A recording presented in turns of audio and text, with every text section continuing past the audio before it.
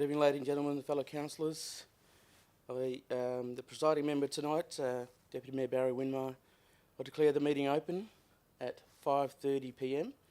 and welcome all in attendance. I'd also like to announce that tonight's meeting, ordinary council meeting, is being live streamed and recorded in accordance with the city's live streaming and recording council meetings policy. By being present at this meeting, members of the public consent to the city recording and live streaming their image and or voice. Item number 2, I'd now like to conduct the Welcome to Country. I'll begin by acknowledging my elders past and present, and tonight we gather on my ancestral land. Ngala nyen kuro ngala noich nidja nonga boja. Nonga mojerpa nenya kwabrak nonga boja kurlong. From the beginning of time to the end, this is Noongar country. Noongar people have been graceful keepers of our nation for many, many years. Look, listen, understand and embrace all the elements of Noongar country that is forever our home. Hello and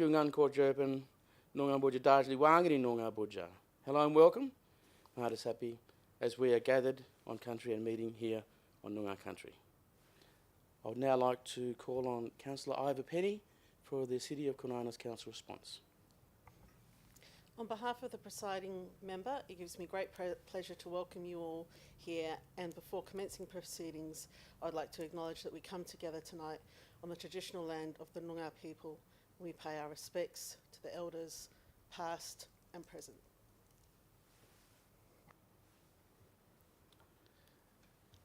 I will now conduct the dedication. I call on Councillor Brown to please read the dedication. May we, the elected members of the City of Kwinana, have the wisdom to consider all matters before us with due consideration, integrity and respect for the council chamber. May the decisions made be in good faith and always in the best interest of the greater Kwinana community that we serve. Thank you. Please be seated.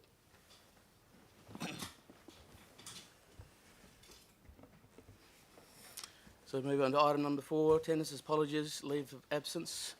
Previously, just noting that Mayor Peter Feasey is an apology for tonight, and I will be presiding in his stead. Item number 5, public question time. There's nothing in there. There's nil at the moment. Item number 6, receiving of petitions, presentations and deputations.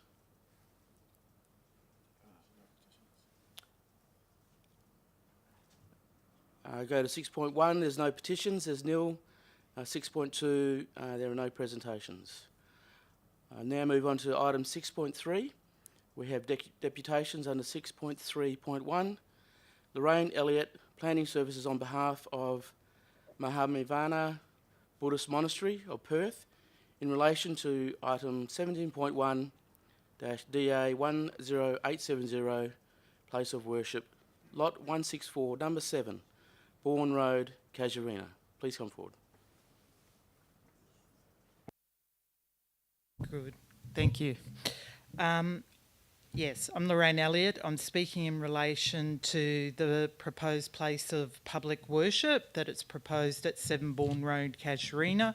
I'm speaking on behalf of the Buddhist Monastery of Perth. Some members are in the gallery. Firstly, we strongly support the officer's recommendation to approve the proposed place of public worship subject to conditions. And in response to community concerns and traffic issues, we have modified the proposal by reducing it and removing the 2 annual events, which were proposed for up to 200 people. So they're now being removed from the proposal.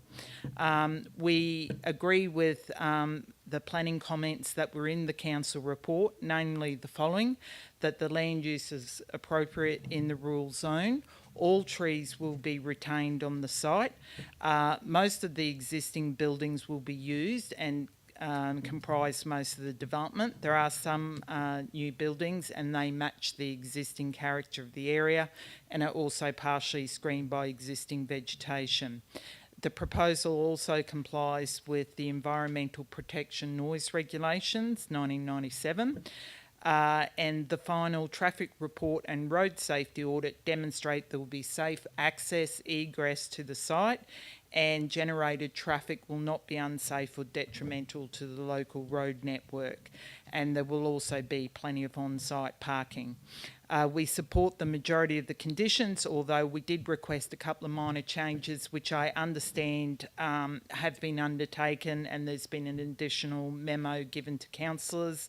The main thing was condition 6 in terms of the length of the asphalt sealed driveway from Mortimer Road, just proposing it be 10 metres instead of 30 metres, as I discussed with the Shire engineer some months ago. And the only other condition was condition 10, which I understand has been or proposed to be rectified, that the number of bays is 39 as per the local planning scheme and the final traffic report. Okay, I've sort of summarised that. Yes, so, and the change to the parking obviously only affects the overflow car park because we've withdrawn those 2 major events. It reduces the parking requirement. But otherwise, we would ask council to support the proposal and the officer's recommendation. Thank you. Thank you, Ms Elliott. We'll move on to item 6.3.2. Max Jamieson in relation to item 17.1 DA 10870, place of worship, lot 164, number 7, Bourne Road, Casuarina. Mr Jamieson. Good evening, ladies and gentlemen. Thank you very much for hearing me. I live in Bourne Road. I've got a couple of issues with this, please. Even though my original concerns on my submission were to do with traffic issues, I also feel that this sort of development is not suited to the area and would impact on the quiet rural lifestyle, especially for those closest to the development. Now, even though the report states that annual events of the 100 to 200 participants have been removed from application, we are still concerned of the increased traffic and congestion on Bourne Road-Mortimer Road intersection. The question I've got to somebody, I don't know at this stage, but anyway, will the monthly meditation program of up to 75 people have all the attendees arriving and departing at around the same time? Now, I've been going to church off and on over the years, and if the service starts at 9 o'clock, we all arrive there between 10 to 9 and 9 o'clock. So there's a lot of people arrive at that time, and I've always looked at the situation of the neighbours and wonder how they cope with that, and I was causing part of that problem. So I've got to worry about this one doing the same. The intersection of Bourne Road and Mortimer Road is already very dangerous, with difficulty seeing oncoming traffic over the ridge in the hollow. If attendees arrive and depart at around the same time, it could cause congestion at the intersection, which could potentially be dangerous and make it difficult for local residents to enter and exit Bourne Road. Now, I have on other occasions written to council and asked them, I'll explain a little bit more after I've read it on, have previously complained to council regarding this intersection. When exiting Bourne Road and not being able to see traffic on Mortimer Road, so it's a T-junction where I'm coming out onto Mortimer Road. I'll start again. When exiting Bourne Road and not being able to see traffic on Mortimer Road from the west because of the hollow on Mortimer Road. A suggestion I made on my submission was to cut the shoulder of the road from the bitumen further back into the embankment and lower it into the embankment, meaning that it would be lower at this point so as you could see down west on Mortimer Road better while waiting to exit Bourne Road. This would possibly mean that the council would have to retain the embankment. So at the moment, when you come down a bit of quite a slope off Bourne Road and you hit Mortimer Road, you can't see the cars coming out of the hollow. Now, I've noticed that council on something, we saw a submission or something, that the main roads are changing the speed limit, which we've been asking for many years, from 80 to 70. Now, if everybody abides by that, that would be a lot better. But as you can see, I'm an older person, and there's older people living in that street. We can't get out across the road without it's right dangerous because they pop up out of that hollow on Mortimer Road. Now, right at the very moment, there's grass and stuff there. Council do quite often, when you ask them, they'll mow that grass down. There's some Banksia trees there, but if you've got a small car, you can't see them cars coming over the hill. That's where I'm saying it is very dangerous. Now, Council did say that there's been no accidents. There has been an accident 2 years ago. There was a red car and a motorbike smashed into one another. So it is an issue. So, is that all what you're saying? So I'd just like that Council would consider these things and vote no, please. Thank you very much. Thank you, Mr. Jamieson.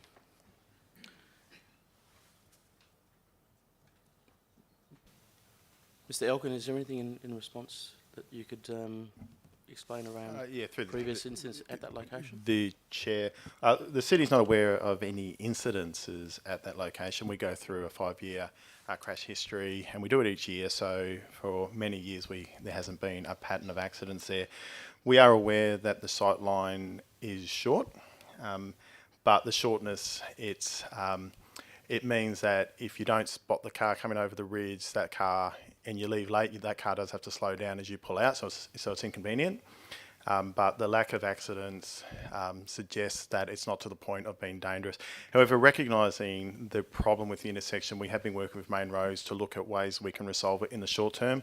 Longer term, we will probably upgrade that road as part of land development, but in the shorter term, we have had Main Roads agree to a reduction in the speed limit on Mortimer Road, and also some advanced warning signs to highlight the fact that the intersection's there for people coming over that ridge.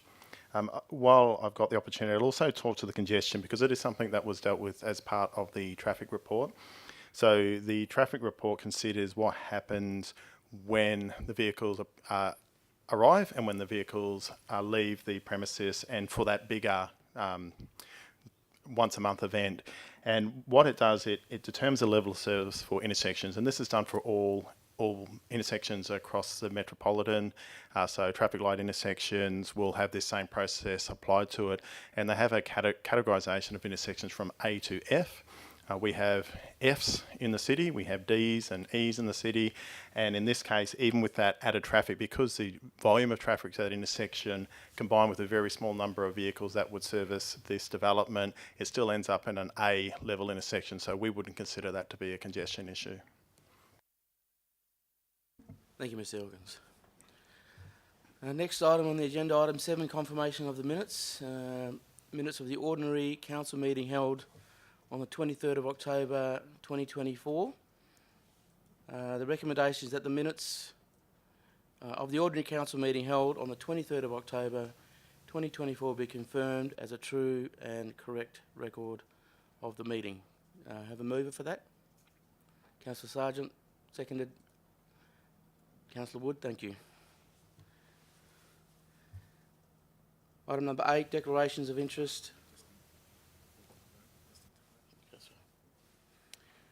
Yeah, sorry about that. Thank you for your seconding that. We'll put that to the vote. All in favour? Get carried. Item number 8, declarations of interest. We've got Councillor Acker declares an impartiality in item 18.2. Disposal by the way of lease Medina Oval change rooms, reserved 24571 to the Kwinana Districts Football Club, due to being the Kwinana Districts Football Club current president. Any further to declare? Thank you very much. Item number 9, no requests for leave of absence. Is there any councillors to notify? Nil. Item number 10, items brought forward for the convenience of those items in the public gallery. So we'll go, there's nil. There's nil for item number 11, any business left over from the previous. Item number 12, recommendations of the committees. And item number 13, there's no on-block reports. So we'll move to 14, 15 and 16, nil. Item number 17, reports. Built infrastructure 17.1, DA 10870, place of public worship, lot 1647, Bourne Road, Casuarina. Is there any more? There are no declarations of interest declared. Is there any more information from the city? No, nothing further, Mr. Chair. There is a recommendation. The officer recommendation is that the council approve the place of public worship at lot 164, number 7, Bourne Road, Casuarina, in accordance with clause 68(2) of Schedule 2, deemed provisions of the Planning and Development Local Planning Schemes Regulations 2015, subject to the following conditions and advice notes. Condition 1, this approval is a place for a place of public worship as defined.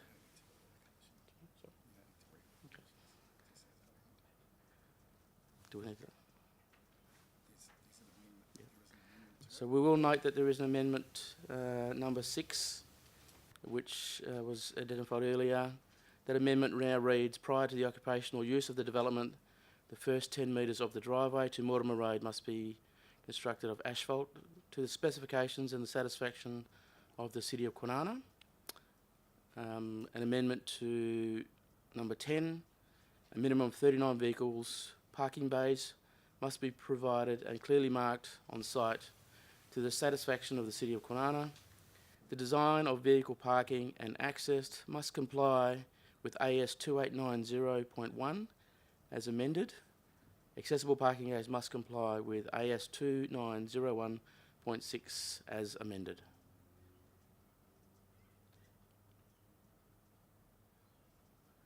So those conditions have been noted. Do we have a mover for that? Sorry, Deputy Mayor, is there an opportunity to ask questions ahead of moving?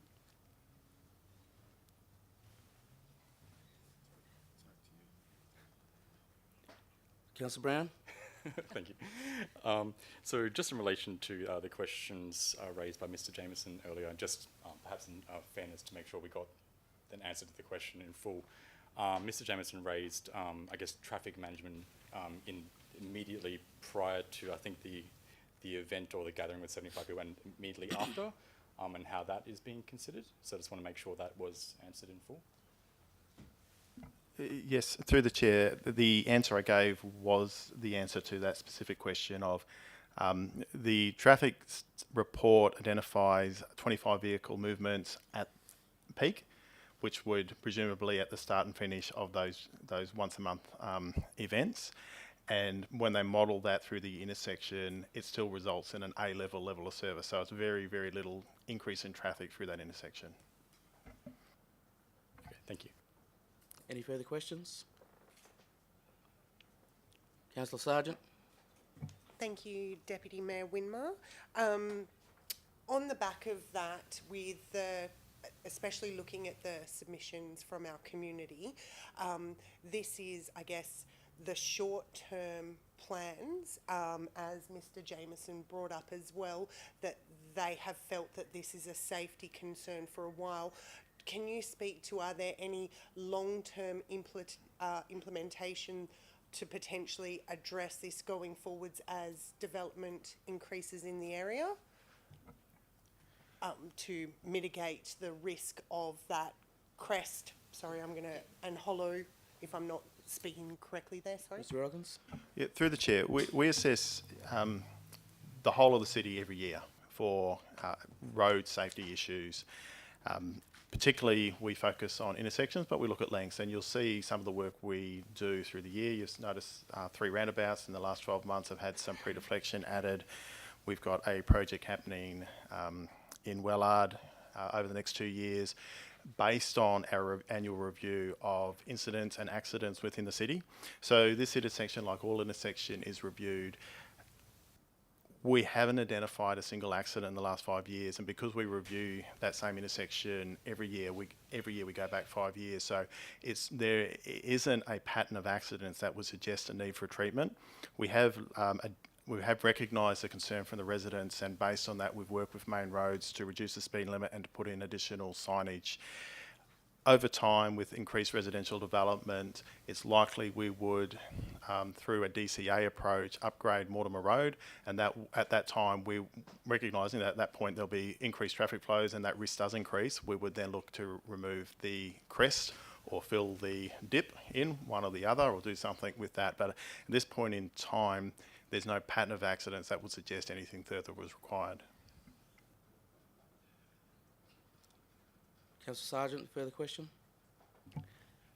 Thank you, Deputy Mayor Winmar. On the back of that, sorry, when I read the traffic report, I thought it did say that there was the one accident in the traffic report in that area. The other thing is the Casuarina Hall on the other side with the other intersection. Does that road have the same difficulties? Because I'm aware there's been large scale, like when the fireys have the open day. How has the city had any sort of reports of traffic management mitigation issues or concerns, while the other large hall on the other side of the road, which would have a larger capacity of proponents coming in and out, have we had issues with that, or things being reported in that area as well? Through the chair, no. The other intersection is in a different position in relation to the crest, so it doesn't have a restricted sight line like Bourne Road does, so there is no issue there. I'm happy to be corrected on whether there's been a single accident or not, but even with a single accident, it wouldn't create a crash pattern, so it still wouldn't trigger us to do any further work at this point in time. Councillor Rouse? Yeah, thank you. If a pattern of accidents does occur once this development has been finalised, will there be any traffic mitigation along there to fix the problem? Through the chair, we are already working with Main Roads to reduce the risk, and the volume of traffic that will be added to this road is not going to change the risk profile of the intersection. There's a very low number of vehicle movements as a result of this. It's outside of the peak, so this is a weekend operation. Peak traffic on Mortimer Road is weekday, so highest risk is not when this development is operating. It's when people are going to and from work out of Bourne Road and accessing Mortimer Road. The reason you're not seeing a crash pattern is the total volumes are very low. So, you know, your likelihood of having an accident when you have very few vehicle movements is very low. If there was a pattern, it would be assessed against all the other intersections. We deal with this on the basis of determining a cost-benefit ratio for investing in reducing a crash risk. So we will look at intersections that have a really big crash pattern or a high number of either high consequence or high number of accidents, and look at those first because there's a higher risk to our community. But we do look at every intersection every year, and we do look at, is there a simple fix that can be done that also makes sense? Councillor Kearney? From my understanding, that the area has already been moved in, so it's been already occupied. Is that correct? It was just in one of the submissions. Through the chair, that's correct. Okay. The monks are actually in there. Okay. And they've put a water tank up that wasn't approved. So with all these conditions, how do we know that they're going to stick to these conditions? So they're already occupied, where most of them say prior to, they're already occupying the area, and they've already put a water tank up that's not approved. So how are we going to monitor that they continue to, that they do the right thing? So our approach with any development application with conditions is that we give them the opportunity to address the conditions of that approval. So they obviously have to do a number of works to the site. If this is approved, the development would have to take place in terms of the buildings and their further water tanks and other works that they need to undertake to the site before they can actually use it for the purpose that they want to in full, which means they would have to cease any of those activities of bringing groups to the site. Doesn't mean they can't live there like anyone else who lives on their property that's renovating.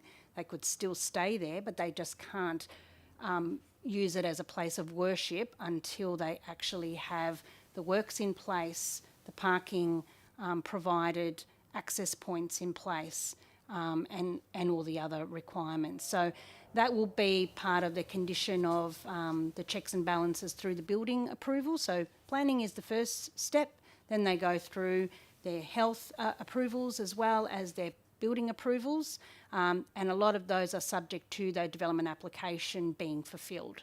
So we won't issue building approval, which means occupancy and use of that site for that purpose until those conditions are fulfilled. Thanks, Mary. So if down the track they have more, so at the moment they're only allowed to have 25, they're not allowed to have those conditions. If they do more, and if more people are going there than what is in the conditions, what will happen then? So the approach that the city takes is very much around responding to complaints. We don't have the resources to monitor every individual DA on their conditions, so our compliance team is a team of 2. So if we were to receive a complaint from the Bourne Road residents, as an example, to say there were over 100 people at this site, there was chanting, there was noise emanating from the site, we would immediately have our officers attend the site and seek, to rectify the situation, understand what actually took place, what is in their approval, and then depending on the nature of the breach, if there is a breach, and providing evidence to that breach, then we would then take the necessary action. We certainly don't, as you're well aware, we don't go in heavy-handed. It is about providing the opportunity for things to be rectified, but if there's a clear breach and it's an ongoing breach, then the city will take the necessary action. Councillor Sargent. Thank you, Deputy Mayor Winmar. Okay, regarding conditions, sorry, I'm going to go off my piece of paper version that's amended. Regarding condition 7, can you please speak to the equity of this condition if this approval is to go forwards, and why my concern is things such as children's programs not to occur outdoors, for example, is how is this for this particular proponent versus anyone else that lives in that area? I'm not sure the motivations that is it not being restricted to a proponent for, I guess, equity purposes. So could you please clarify why we have these applied in this case for this particular approval? Ms. Scott. Through the Chair, essentially with any place of worship in a rural zone, so we have to understand this is a rural zone, so a place of worship, whilst it can be considered in a zone such as this, it's not necessarily a given. It's not like having a house in a rural residential property, which is a given. It's just a design consideration. So the process for consideration for a place of public worship was to advertise, and that was so that we can give the neighbouring properties, owners and occupiers, the opportunity to consider and provide submissions, which is what you have before you with the number of submissions and the deputations tonight. So that in those considerations, and because it is a place of public worship that's being proposed in a rural zone, in an immediate proximity to rural residential properties, it's important to understand that this use is different and that it does have noise-creating activities, potentially noise-creating activities. Each place of worship operates quite different depending on the denomination.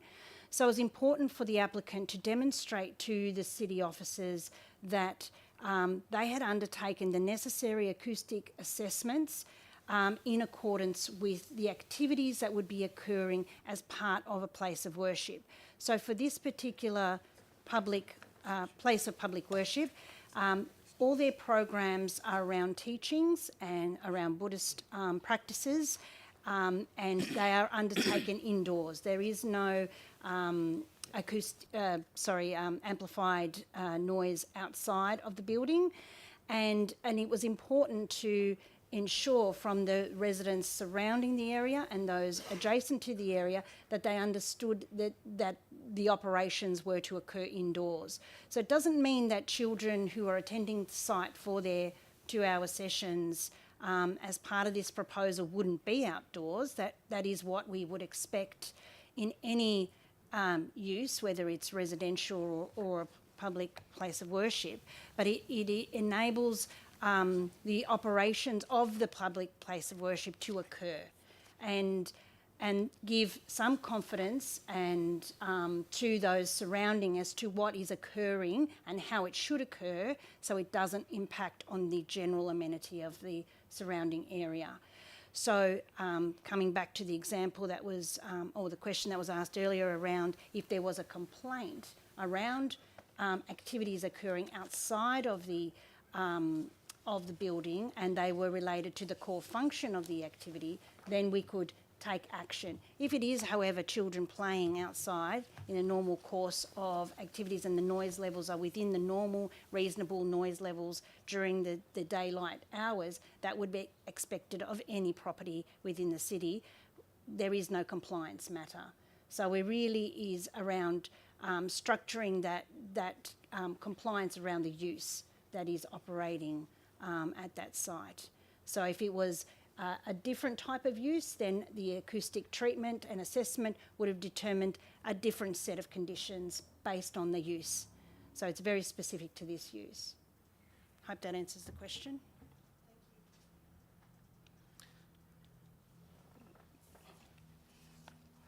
All right, we need a mover for the motion. Is there a mover? Councillor Sargent, seconder. Councillor Acker. Anything to say, Councillor Sargent, on the matter? Thank you, Deputy Mayor Winmar. This particular application, there was a lot of submitters in the community, and I was looking at the concerns that you raised. The traffic concerns, definitely. I believe that the city have actively tried to implement the mitigation measures they can within their control at this time. I also believe that this particular proponent has accepted a large amount of mitigation measures to ensure that they are going to be good neighbours to your community. I have personally experienced volunteering from this particular organisation before it's been truly active, has already come and assisted local tree plantings, and I have seen a wonderful, well-mannered, fantastic families coming to participate and want to integrate into the community. So I hope that this monastery is going to be a positive influence in your community. I believe that the proponents have very strongly demonstrated their ability to want to be good neighbours, and I truly hope that there is no vehicle issues, but then the small window of time of the smaller event, consequently I'm hoping that if an issue does occur, it may cause action to be happening faster for you. So I would like to ask my fellow councillors to vote alongside me to say yes to this proposal, please. Thank you. Anything, Councillor Acker? Thank you, Deputy Mayor. When this council was in its infancy last year, we came across a similar issue, and there was members of the community pushing back on a certain development application. In that instance, we voted no, and we were incorrect in doing so, because what we're doing here today is actually just, it's a planning matter. It's a development application. Our hands are literally handcuffed. If we vote no in your favor, we're doing the rest of Kwinana a disservice, because it will go legal and cost the ratepayers money, and the state administrative tribunal will come back and say there's no reason for you to vote no, because all the conditions in the development application have been answered, not met yet, and the compliance around the development application, there's nothing we can do. So it's not a vote against you and your neighbors, some of who are my friends. It's a vote yes, because the applicant has met the requirements of the application. Thank you. Thank you, Councillor Acker. We'll put it to the vote. Those in favour? Sorry, Your Worship, does anyone want to speak against? Sorry, we'll put the motion on the floor. Anyone to speak for the motion? Anyone to speak against the motion? Anyone with further to add? Yep, we'll put it to the vote. Those in favour? Those against? Motion carried.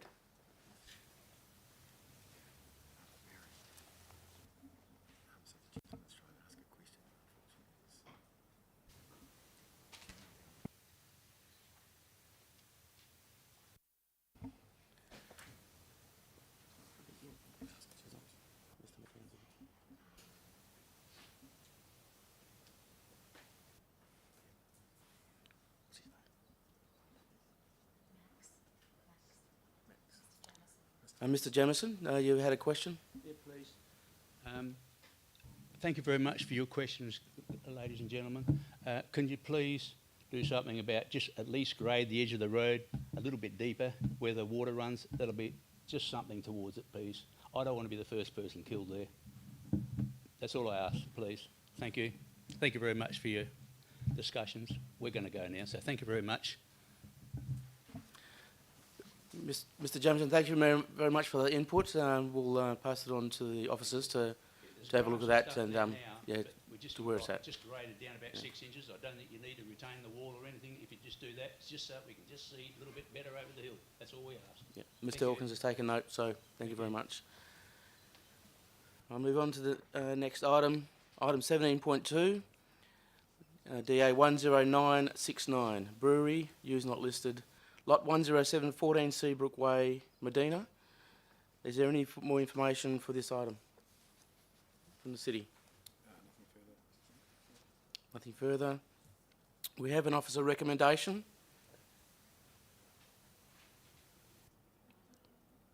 There's no amendments. Who's happy to move that way?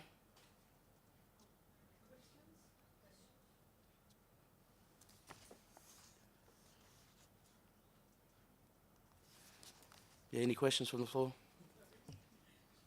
Councillor Penny. Thank you very much. I note in the conditions that the hours of operation are from 9 a.m. to 9 p.m.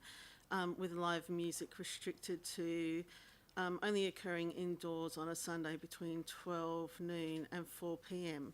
And just noting in the acoustic report and also in the detail of the council report here, originally the proponent put forward to be operating from 10 a.m. to 10 p.m. Monday to Sunday, and that live music would be operating from Friday to Sunday, 12 noon to 10 p.m. indoors only.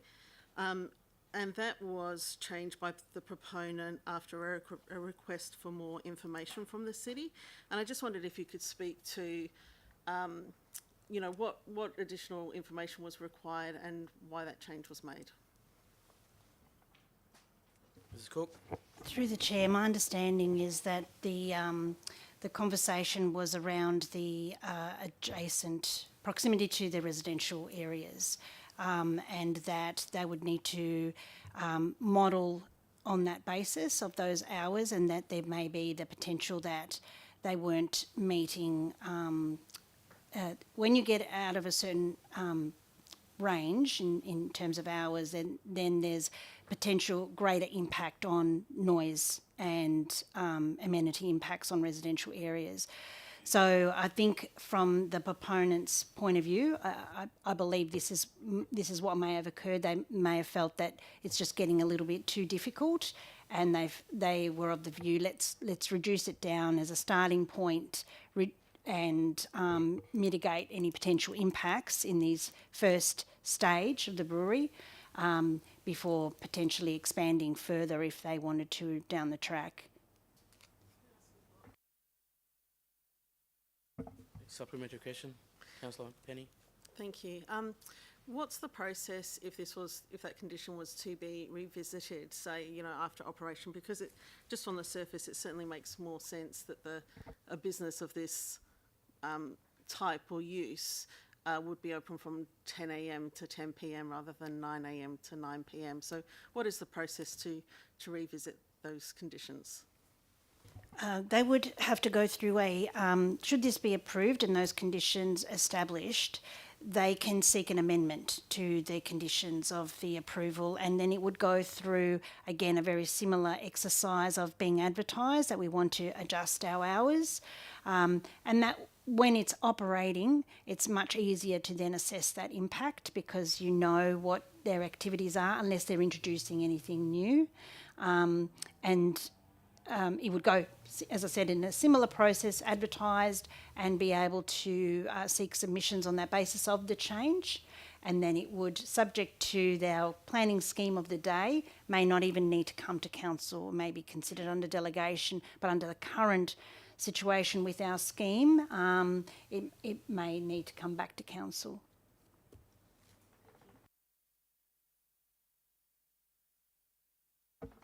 Any further questions? Councillor Sargent? Thank you, Deputy Mayor Winmar. Can you please speak to, on page 222, regarding the disabled parking bays, just for clarity for access and inclusion of this site, please? Through you, Your Worship, the disabled parking bay is to be retained at the site. They just need to make some changes in terms of where it will be and upgrade it to make sure it's compliant with the current requirements.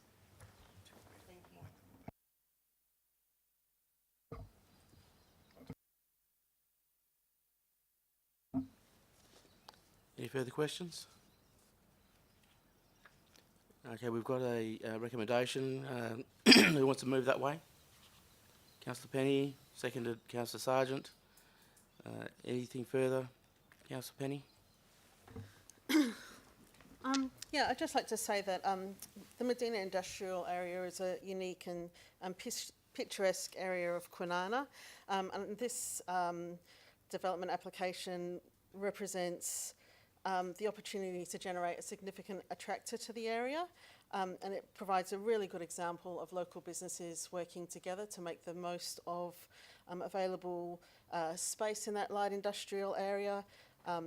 Yeah, I think it's a fantastic model of businesses working together, and I hope it brings a lot of attention and interest to the local area. Councillor Sargent? Thank you, Deputy Mayor Winmar. I just want to reiterate Councillor Penny's comments and also just say, as a resident of Kwinana, I'm very excited to be able to have an opportunity that would not be something that I would need to travel outside of Kwinana to experience. So to everyone that has been part of putting this together for this fantastic local business that's chosen to do this here, I truly am very appreciative that this has come across our desk today and that everyone has worked so well to collaboratively bring this shining example of something different that Kwinana is more than happy to host. So please vote yes. Thank you. Thank you, Councillor Sargent. Anyone wish to speak against the motion? We'll put it to the vote. Those in favour? Motion carried.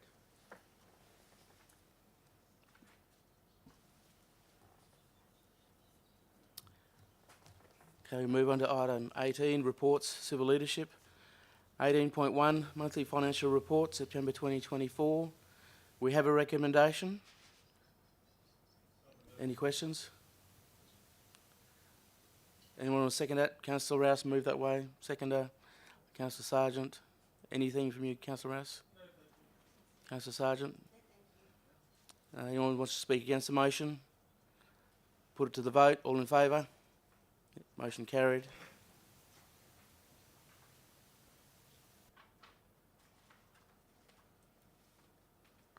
Move on to item 18.2, the disposition by way of lease Medina Oval change rooms Reserve 24571 to Kwinana Districts Football Club. Any further information on this item? Thank you very much. We have a recommendation. Is there any questions? Who'd like to move that way? Councillor Sargent, seconder. Councillor Wood, anything to say about the item? Councillor Sargent. Thank you, Deputy Mayor Winmar. I just want to say that the Kwinana Knights Football Club is an amazing local institution that has come together to be a place for people to be able to connect.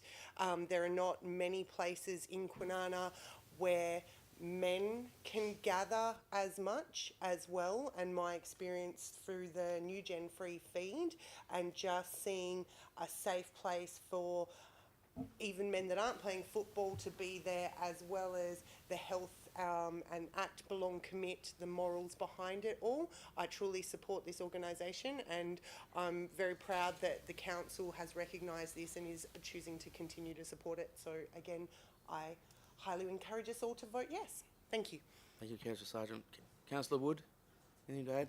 I just reiterate what Councillor Sargent said, and the Knights Football Club is almost like an institution in our area and very popular, and it has been for years and years, and I fully support the recommendation.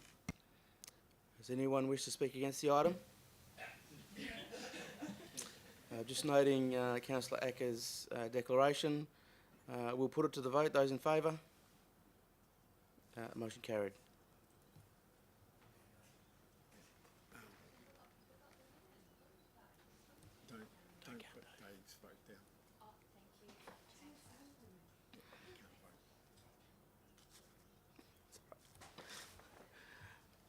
Next item on the agenda, 18.3, proposed disposition by way of lease, Suite 12, Darius Wells Library and Resource Centre, Multicultural Services Centre of Western Australia. Is there any more information on this item from the city? Nothing further, Mr. Chair. Thank you very much. Any questions? Councillor Sargent. Thank you, Deputy Mayor Winmar. Can I just ask, has this organisation had much of a footprint within Kwinana prior to this lease coming to us? Thank you. Through you, Your Worship, not at this stage. They're starting to come into Kwinana more, and they've got some more funding through the area. So the premise was advertised, and they showed an interest. They're quite a small niche market to hopefully address a gap in our services in Kwinana.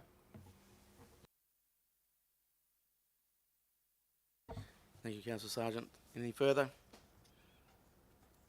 Anyone wish to speak against the item? We'll put it to the vote. All in favour? Oh, sorry. Someone move the item. Councillor Sargent, seconder. Councillor Wood. Those just wishing to speak against the item? We'll put it to the vote. Those in favour? Councillor Sargent wants to speak. Okay. Councillor Sargent, can you speak to anything else to add? Thank you, Deputy Mayor Winmar.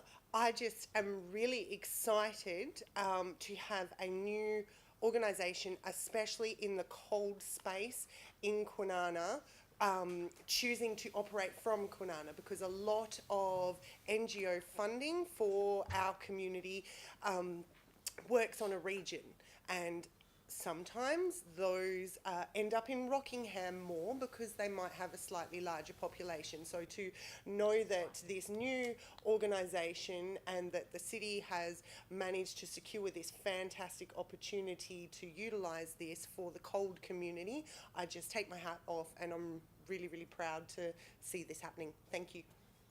Please vote yes. Councillor Wood, anything to add? Again, I concur with Councillor Sargent, and it's very exciting to have some other organisation come into our city and making it easier access for people who need help, basically. Anyone wish to speak against the item? Okay, we'll put it to the vote. Those in favour? Motion carried.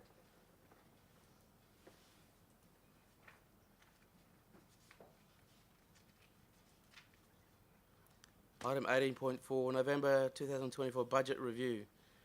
Anything further to add to the item from the city? We have a recommendation. Anyone wish to, any questions on the item?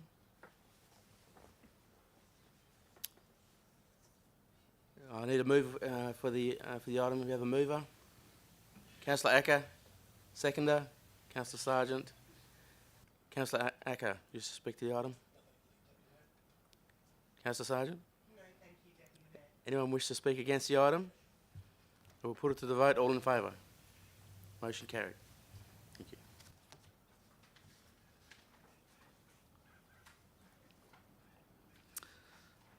Item number 19, notices of motion of which previous notice has been given. There's nil. Nothing on an item 20. No late or urgent business on the 21. Reports of elected members. Councillor Acker. Sorry, nothing to report as I was in Esperance. Thank you.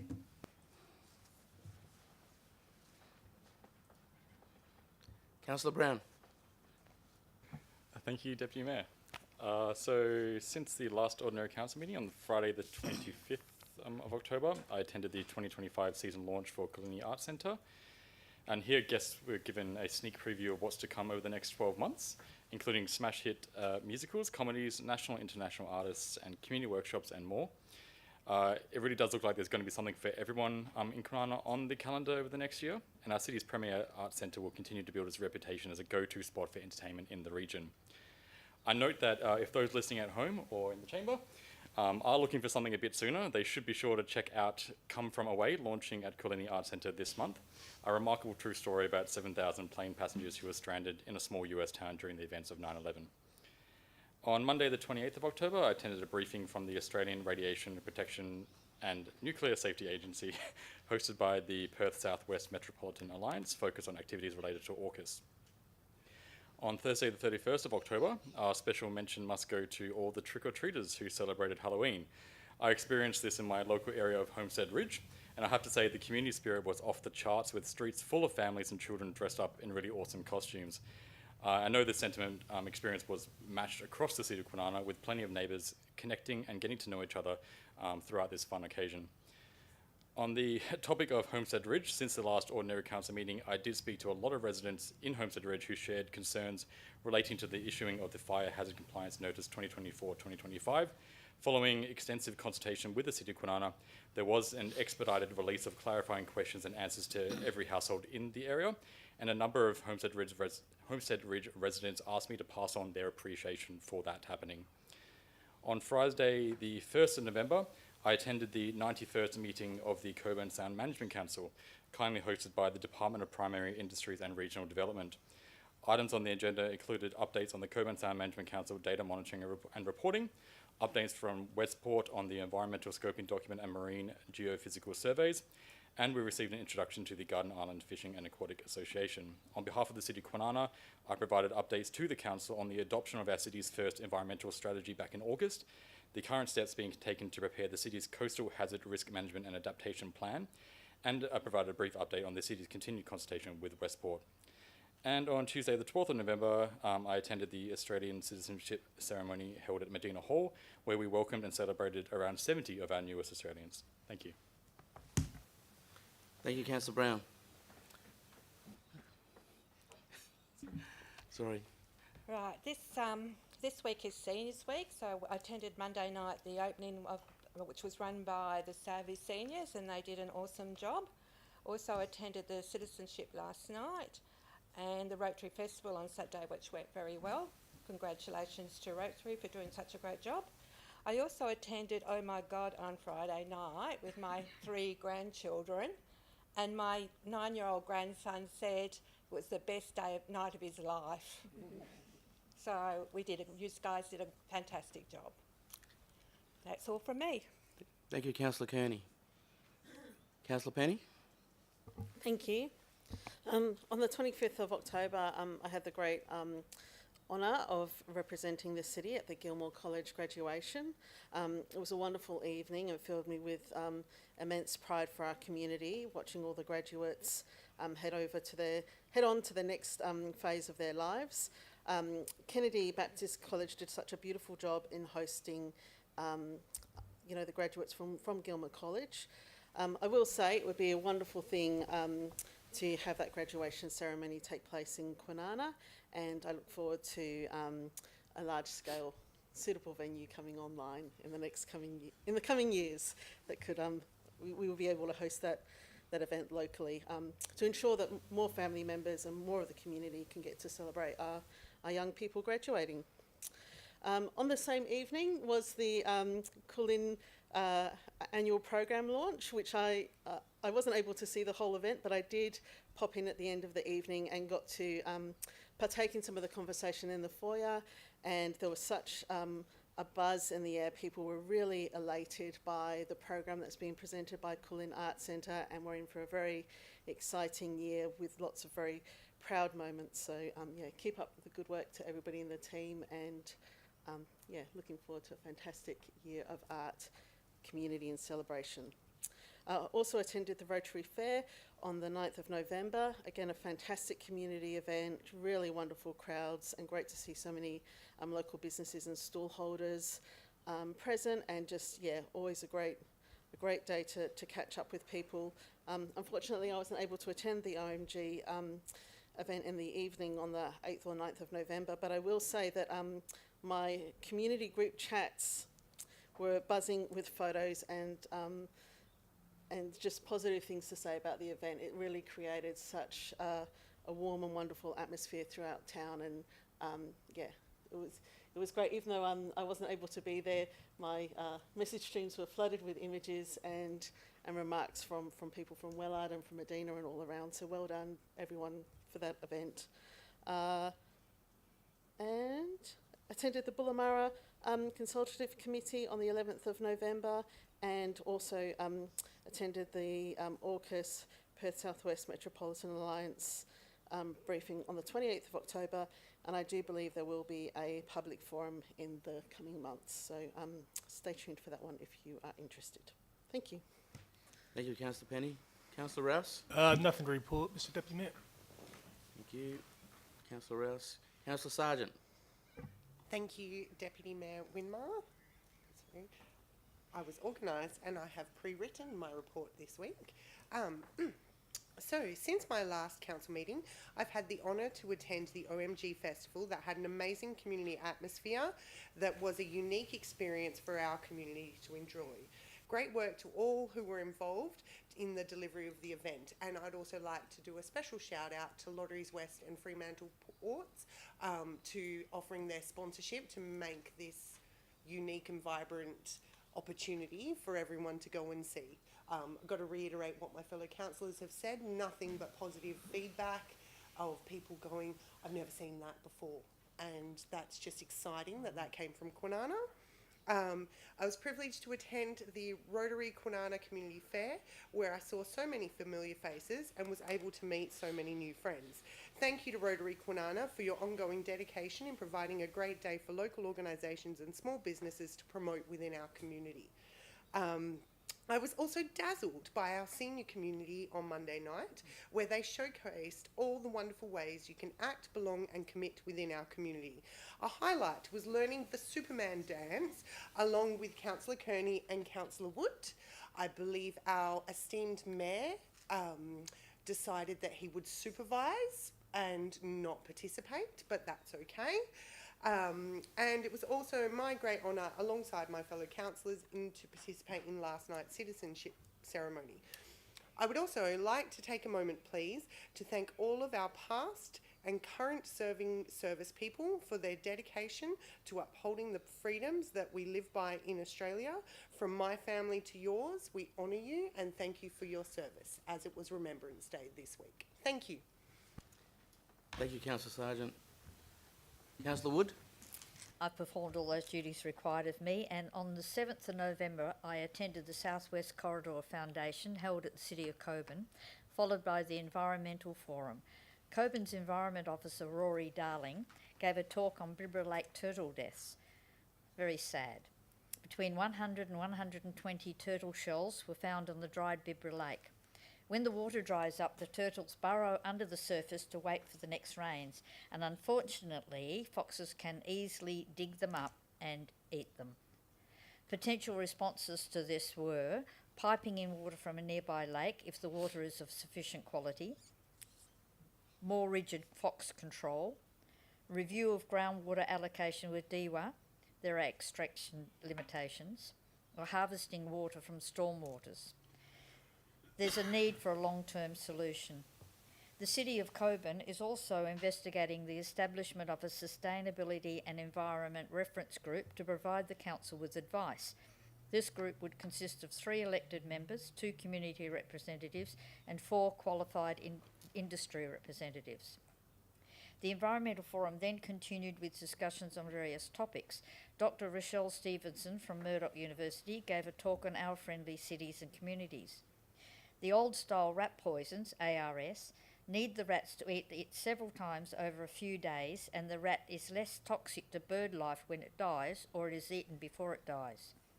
The new generation, SGARS, which is secondary, the S stands for secondary, generation antioxidant rodicides, takes only 1 dose to kill the rat, but the rat is immediately toxic to predatory birds and other animals.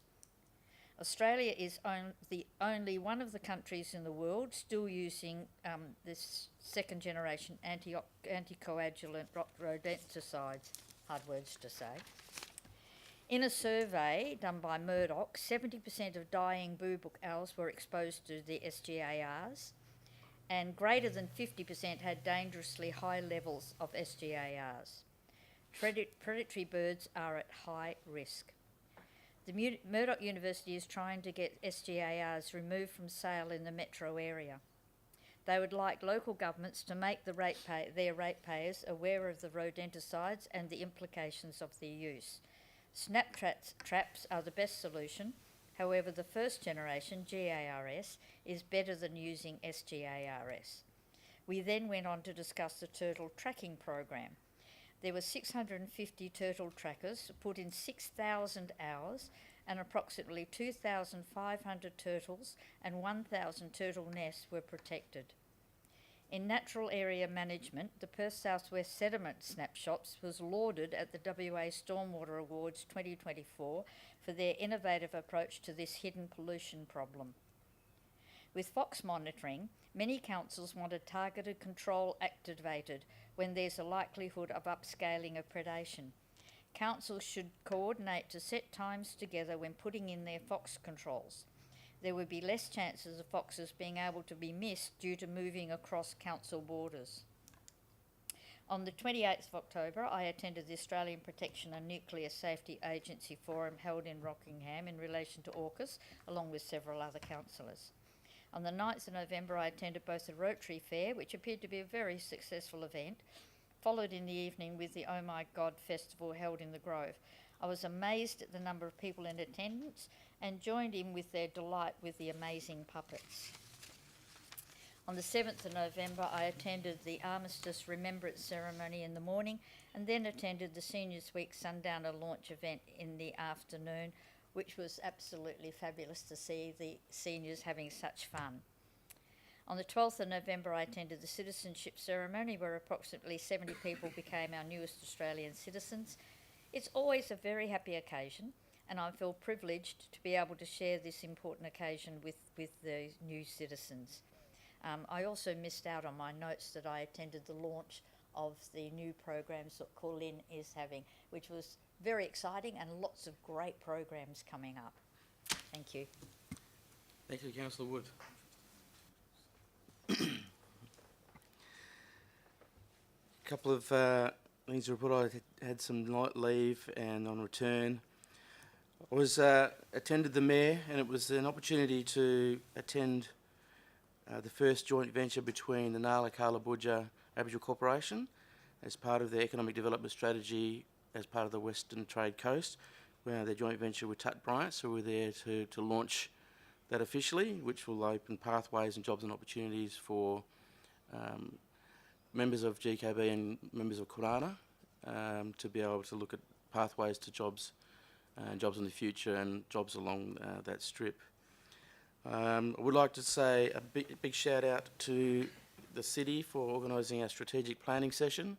I know we've got some budding artists in the group, and some of the Mr. Squiggle designs as part of an icebreaker was a fun event, and especially at the council for continuing to ensure that the strategic planning is at the forefront of our thinking.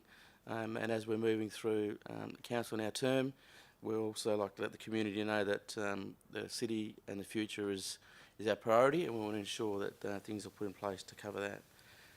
On the 11th of November, attended the Bullamara Consultative Committee, also the launch of Seniors Week Sundowner, organised by the Savvy Seniors. And there's nothing else further to report on that matter. We'll move to, there's no announcements from item 24 due to the absence of the Mayor. 25, there's no confidential items. Moving to item 26, we'll call the close of the meeting. Time is 18:35. Thank you.